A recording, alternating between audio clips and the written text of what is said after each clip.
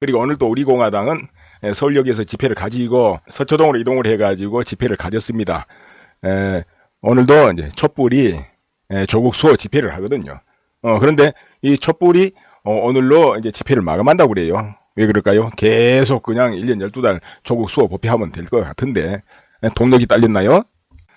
9일날 강화문 집회 때 그때 이제 리더로 나선 정광훈 목사가 내년 4월 15일 총선까지 각계각층이 하나가 돼야 된다 그랬죠. 그리고 우파끼리 총질하면 가만히 안 있겠다. 이와 같이 이제 말을 했어요. 이 취지는 친박, 비박 모두가 하나가 돼서 서로 분열하지 말자 이 뜻으로 이제 우리가 해석을 할 수 있습니다.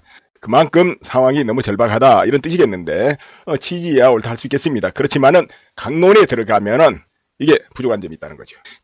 마냥 그렇게 뚫뚫 두리뭉실해서 될 일이 아닌 부분이 있습니다. 그래서 이제 그것을 한번 짚어보기로 할까요? 또 유승민 의원이 보수 대통합의 요건으로 탄핵을 인정해라 이렇게 한교안 대표에게 요구했다 이 말이에요. 이러다 보니까 지금 우리 공화당이나 그 외에 친박에서 반발하고 있습니다. 이제 우리 공화당이 내세운 거는 탄핵은 잘못됐다. 당장 박근혜 대통령 석방해라. 이제 이와 같이 계속 2년 내내 활동하고 있습니다. 이 전 목사가 강화문 집회 때 이재호 전 의원을 앞세우기도 하고 또 김무성 씨와 가까이 하기도 하고 이렇게 하면서 보수 대통합 이런 기치를 지금 걸고 움직이고 있고 또 여기에 기독교 세력들 많이 참여하고 각 시민단체 참여하고 그리고 청년들까지 참여하고 이렇게 하다 보니까 굉장히 행사가 컸습니다. 그러나 이것이 전 목사의 리더십이 대단해가지고 그러기보다는 바로 문재인 정권의 이 엉뚱한 조국사랑 여기에서 빚어진 그런 어떤 반대 근무 혜택이다 이렇게 이제 봐야 됩니다. 그렇기 때문에 지금 과연 전 목사가 큰 리더십을 발휘해가지고 그렇게 하고 있다. 이제 이렇게 아직까지는 이제 보기는 좀 어렵습니다. 그러나 전 목사가 순국할 각오로 그렇게 하고 있다 이렇게 했는데 그 말이 사실이라면 그러니까 그 말이 사실이라면요. 그것은 인정해 줄 수 있다. 이런 취지의 말을 어제 그제도 제가 올렸습니다. 뭔가 큰 일을 하고자 하는 리더는 자기를 비워야 되거든요. 버려야 되거든요. 그게 안 되고는 안 되니까. 자, 그런데 이제 그러다 보니까 통합을 해서 파문전선을 형성해야 된다. 이런 부분이 이제 감각이 작용하죠. 서로 너가 우리 그러냐 하다 보면 일이 안 되니까 모이지 않으니까. 그러니까 10분 전 목사 이제 뜻은 그 잘못됐다 할 수는 없습니다. 워낙에 절박하지 않습니까? 지금 상황이. 그렇긴 한데 여기에서 그래도 좀 부족한 점이 있다는 것이죠. 아무리 그래도 좀 부족한 점이 있어. 뭐가 부족한 점이냐? 뭔가 리더는 자기가 리더가 되려고 하면은 나중엔 리더가 안 된다는 거. 이런 문제가 있어요. 리더가 되려고 하면 안 됩니다. 자기보다 많은 사람을 앞세우면서 모으는 사람이 결국은 최종 리더가 되죠. 자, 그렇기 때문에 전 목사가 여기저기 사람을 끌어모으고 같이 가자. 우리 같이 가자. 이렇게 하는 거는 괜찮습니다. 그렇지만 이 과정이 취지가 옳다 하더라도 그 부분 강론에서 문제가 있다는 것이죠. 뭐냐? 예를 들자면 전체 힘을 모아서 투쟁에 나가자. 이런 것을 설득하고자 한다면은 우선 탄핵에 참여해 가지고 이와 같은 사태를 만들어버린 사람이 1차적인 책임이 있기 때문에 그런 사람들 찾아서 설득해서 그때는 어떻게 하다 보니까 탄핵에 참여했는데 이것은 잘못됐고 이 정권이 이렇게 되는 기폭제가 됐다. 그러나 그때는 다른 관점이 있었기 때문에 그렇게 했는데 이 부분은 잘못된 것 같다. 이렇게 국민 앞에 진솔하게 이야기하고 우리가 지금은 앞으로 나가서 문재인 정권과 싸워야 된다. 이렇게 해서 설득을 해야 된다 이거죠. 그러니까 탄핵에 참여했던 이는 자기들의 책임을 어느 정도 인정해야 된다 이거예요. 그렇게 하고 우리가 다시 새로 해봅시다. 이게 맞는다 본다 이겁니다. 그리고 또 탄핵을 반대해가지고 지금까지도 대립각을 세우고 박근혜 대통령 탄핵 잘못됐다 이렇게 주장하는 쪽에서도 또 소홀하고 적극적이지 못하고 정책이 실패한 것도 있고 그 막지 못한 책임이 있다니까요. 그렇기 때문에 그 부분에도 인정하고 또 우리가 잘해보자 이렇게 해야 된다는 것이죠. 그러니까는 이제 세밀하게 공간을 따져보는 거는 선거가 끝나고 하자. 이 정권 독주를 막아놓은 다음에 일단 그때부터 한번 우리가 생각해보고 따져보자. 또 그렇게 되면 이미 국민이 평가를 해버릴 거예요. 뭘로 평가합니까? 투표로서 평가해버린다 이거예요. 그러면 거기에서 국민을 설득하지 못한 자는 국회의원 당선 안 될 거 아닙니까? 또 각 당에서 어떤 기준이 있잖아요. 자유한국당도 기준이 있고 우리 공화당도 기준이 있습니다. 그럼 기준대로 공천하면 돼요. 그래가지고 선거 때 연대를 할 수도 있고 또 나중에 선거 끝나고 국회에서 연대를 할 수도 있고 이렇게 힘을 모으면 됩니다. 그 과정에서 퇴출될 사람은 자연히 퇴출될 거예요. 국민에 의해서. 그러니까 약간씩 뜻이 다르더라도 어떤 힘을 모아서 집회를 하고 문재인 정권이 항의할 때는 같이 또 하고 이렇게 하면 된다 이거죠. 근데 서로 너가 조금 어디가 잘못됐다 이런 식으로 서로 비난해가지고 서로 적전 분열해서는 안 되죠. 그런 와중에 야권이 그래도 지지율이 좀 올라가는 것은 그래도 뭔가 싸우려는 모습 좀 보이는 거 이거 좀 있는 것이고, 여권 이 현재 문재인 정권이 너무 실정이 막 드러나고 여기저기 깨지고 또 독선이 막 보이고 독재적인 장악 이런 부분이 보이고 농단이 보이니까 국민이 실망해서 지금 돌아서고 있는 거예요. 그래서 지금 중도층이 이동을 하고 있다 이거예요. 그전에는 이동까지는 아닌데 지금은 이제 야권으로 이동을 합니다. 이동을 해요, 지지가. 그러다 보면 그 물결이 강하면 이제 현재 여권을 지지하는 극렬 그런 지지층도 이제 돌아서기 시작하죠. 돌아서면 힘 못 쓰는 겁니다. 어떤 정권이 뭘 장악해도 무너지게 돼 있어 안 돼요. 그리고 뭐 장악하지만 지금 사법부 장악돼 있다 그렇습니다. 그렇다고 해서 그 법관들 모두가 장악되냐 그건 아니죠. 분위기 딱 바뀌어 보세요. 또 다 달라져요 대번에. 그러나 지금 우선은 문재인 정권 그 힘이 살아 있고, 그리고 사법부 현재 김명수 대법원장 우리 법령부의 소속 아닙니까? 그 출신 아닙니까? 이러다 보니까는 그 인사권을 다 장악하고 있다니까요. 그래서 틀리죠. 그래서 지금 조국 이 일가 압수수색 영장이 뭐고 탁탁 막혀 있어요. 왜? 법원에서 기각시켜 버리니까. 그러니까 이제 우리가 기본적으로 생각해보면 이거 아닙니까? 어떤 사태 터지면 요즘은 기본으로 휴대폰부터 압수해가지고 수사 들어갑니다. 또 계좌 추적은 기본이죠. 돈이 오고 가는 데는 계좌 추적은 아주 기본입니다. 그런데 계좌 추적을 검찰에서 요청해도 법원에서 기각, 허락을 안 해줘. 휴대폰 압수수색에도 허락을 안 해줘. 이러니 주요 부분에서 수사가 진척이 안 된다는 것이죠. 이거 아예 그냥 앞에 다리를 끊어버리니까. 이걸 법원에서 적극적으로 이렇게 막고 있어요. 이게 사법농단하고 아니고 뭐겠냐 이런 이야기예요. 이게 정의고 그러냐 이거지요. 과거 정권이 이러고 저러고 이 정도까지는 아니었거든요. 그런데 이렇게 노골적으로 막고 있어. 이렇게 전 국민이 시선이 모이고 관심사 모이고 광장에서 100만, 200만, 300만이 대결을 하고 있는 이 마당에 법원에서 이렇게 막고 있어. 이게 된 겁니까 여러분? 아니죠. 이래서 이 경우 이거야말로 사법농단 아니겠냐 이렇게 우리가 이제 국민을 생각한다는 것이죠. 모르는 국민은 그렇게 볼 수밖에 없다니까. 아주 관심 없는 국민들은 뭐 정치 나는 몰라 이러고 있을 것이고, 지금 이 지경에 와가지고 지지율이 움직이고 빠지고 그러고 있는 것이지, 야권이 투쟁을 막 엄청나게 잘해가지고 대안을 엄청나게 제시하고 이래서 움직이는 거 아니다는 것이죠. 그러니까 이제 야권이 좀 각성을 해야 되는데, 유승민 의원이 한국당과의 통합 선결 조건으로 박근혜 전 대통령 탄핵 결과를 받아들이고 입장을 분명히 해야 된다. 이렇게 하다 보니까 여기에 자유한국당 내의 친박계 그리고 우리 공화당 태극기 세력이 다 반발하게 된 거지. 반발할 수밖에 없죠 당연히. 그러니까 아까 제가 서두에 이야기했듯이 이게 기본적으로 다 정리가 어느 정도 서로 양쪽에서 그렇게 하고 공동정선을 형성하든지 해야지, 오히려 탄핵에 참여해가지고 이 사태를 일으키고 이 나라를 국가를 엉망으로 만든 쪽에서 떳떳하게 이렇게 나온다면은 이게 무슨 놈 공동전선이고 뭐고 이런 게 되느냐 이거요. 그럴 바에는 그럴 필요도 없고 각각이 따로 나가면서 나중에 선거에서 공동전선 유지하는 게 낫고, 또 어떤 집회를 할 때는 따로따로 주장하더라도 함께 모이면 되고 그래요.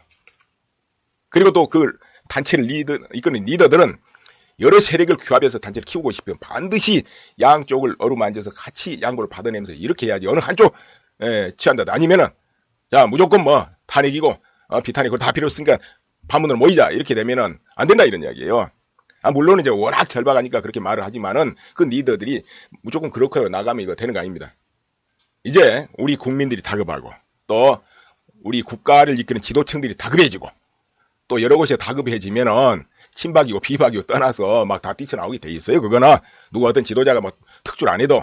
그러나 기왕이면 어떤 지도자가 정말 바른 견해로 나가고 그러면 그때는 달라지죠. 여기까지 이렇게 정리하고 다른 이야기로 슬쩍 넘어가겠습니다. 윤석열 검찰총장 요즘 경질설까지 나오고 있습니다. 경질설. 물론 경질은 할 수가 없는 구조인데 그런 말이 나오고 있습니다. 그렇지 않아도 청와대 여권 이런 데서 이제 동서남북에서 공격이 막 들어옵니다. 어떨 때는 여론조사로 공격이 들어오고 어떨 때는 뭐 집회로 공격이 들어오고 정치적으로 들어오고 난리예요. 그런데 이제 공중 폭격까지 이루어지고 이 지하로 또 파고 올라서 공격도 하고 이제 이 지경입니다. 한겨레 신문에 윤석열 검찰총장이 전에 김학의 별장에서 접대를 받았다 이런 기사를 일면 톱으로 올려가지고 이거 시끌시끌한데요.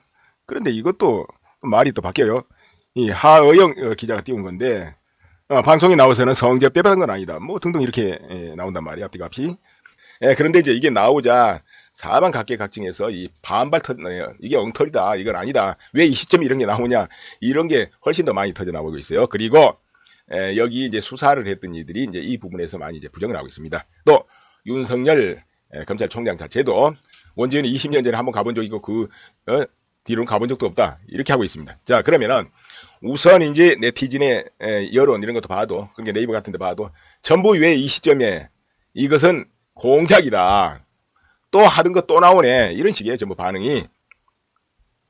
아주 좌파들 대단하구만, 이런 식입니다. 이제 그런데 이러함에도 왜 이런 게 터지느냐?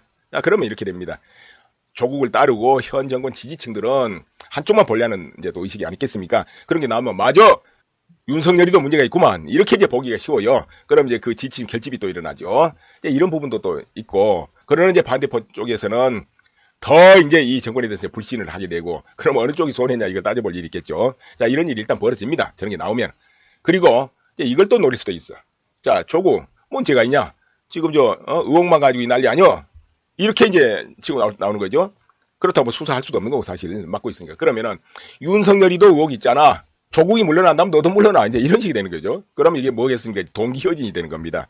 너도 꺼지고 나도 꺼지자, 이런 거. 얘는 동기허진. 그럼 이 현재 이제 청와대라든가 이런 데서는 참 조국 머리 아프다, 윤석열도 머리 아프다, 그럼 둘 다 퇴진시키자, 이런 방법이 있거든요. 그런데 조국이야 사표 내면 그만입니다. 그렇지만은 윤석열 검찰총장은 물러나게 할 뚜렷한 방법 사실은 없습니다. 법적으로는 임기가 보장돼 있고 특별하게 징계받을 만한 요소가 있다 모르지만 그렇지 않다면요, 그러니까 이제 외적으로 압박을 할 수밖에 없는 겁니다. 밖의 힘으로 뭐 집회로 몰아친다든지, 너도 의혹이 있잖아, 그러니까 좀 빠져, 이렇게 해서 적극적으로 수사 쪽에 가담 못하게 만들어 본다든지, 여론 형성해가지고 이렇게 할 수가 있거든요. 그런 것을 이제 노린다, 이렇게 생각해 볼 수 있습니다. 부작용을 우려하면서. 그렇다면 뭐냐, 이걸로 볼 때는 조국은 계속 밀고 나간다, 이렇게 보면 될 거예요. 사퇴 금방 안 하고요, 밀고 나가는 겁니다. 자, 그러나 저러나 청와대도 방법이 없는 경우가 있습니다. 심중으로는 윤석열이 조금 좀 살살하고 조국은 쭉 그대로 건재해서 나가고, 이렇게 했으면 좋겠죠. 수습이 그래가지고 싹 이렇게 되면은. 그렇지만은 그 뜻대로 안 되는 경우가 하나 있습니다. 그게 뭐 있습니까, 여러분?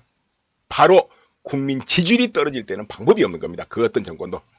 자, 지지율 지금 계속 떨어지고 있는데 실제로 이 문재인 정권 지지율 뿍뿍 빠져보세요. 아니면은 여당의 지지율이 뿍뿍 빠져보세요. 눈에 띄게. 그러면은 다 위기를 느끼게 됩니다. 특히 선거에 내일 모레 나갈 여당의 국회의원들, 그야말로 온몸이 떨리게 돼요. 떨어진다면 그렇다니까요.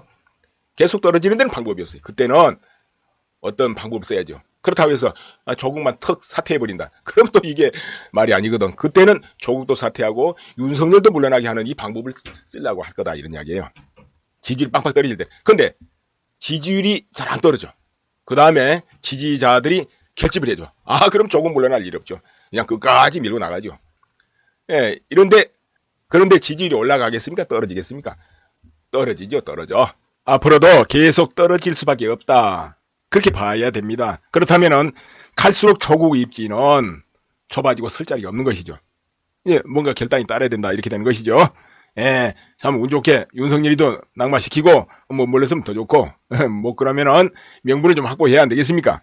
뭔가 그래도 내가 역할을 했다, 검찰 개혁에 시발점은 내가 만들었다, 뭐 등등 어떤 명예를 가지고 물러서게 하는 방법을 쓰지 않겠나, 이렇게 이제 우리가 볼 수가 있는 겁니다. 그렇게 하고 내년 총선에 자연스럽게 이제 나가는 거.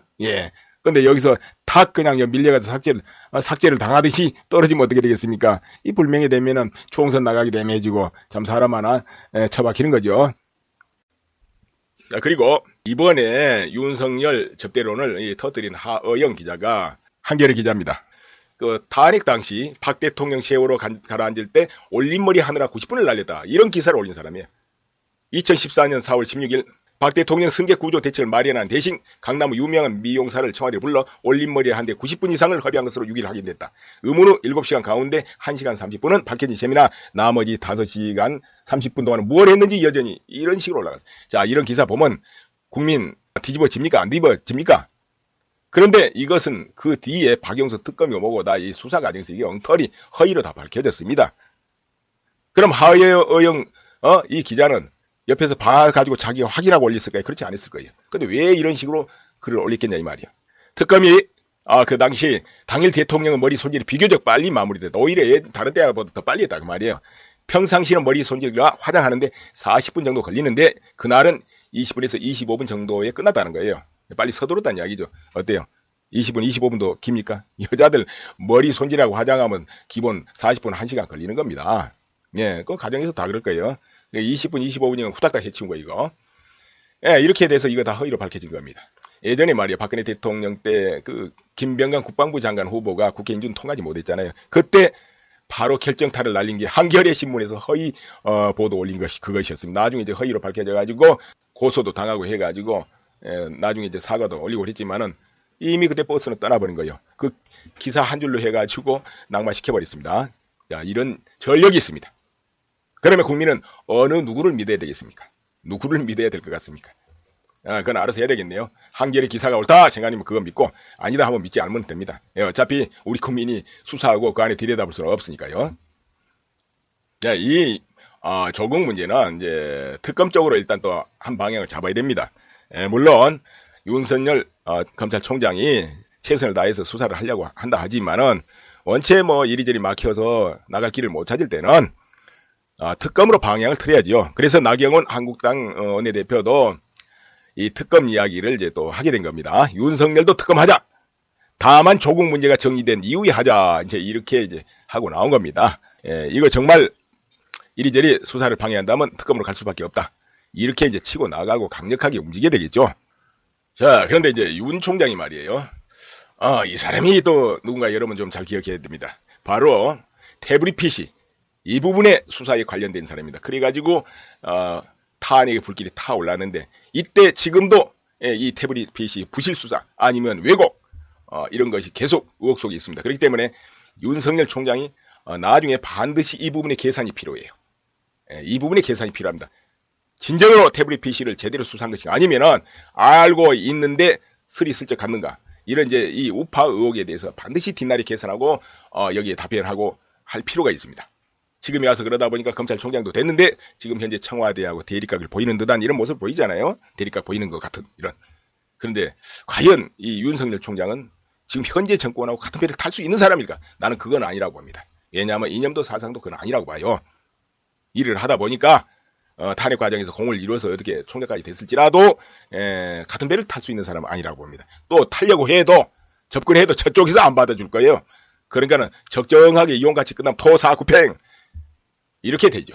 그리고 이제 정권을 잡고 완전히 어떤 체계를 확립하고 예를 들어서 독재 소리를 들을 정도 해도 완전히 정권이 강철같이 변해버리고 그러면은 그동안에 서로 머리 맞대고 서로 이용하고 서로 통지로 끌어들이고 이런 건 나중에 다 잘라버립니다. 예, 다 그건 숙청이에요. 그렇게 하고 아주 핵심들한테는 힘을 주고 그 나머지 다 잘라버리는 거예요. 이것이 바로 이제 독재의 속성이거든요.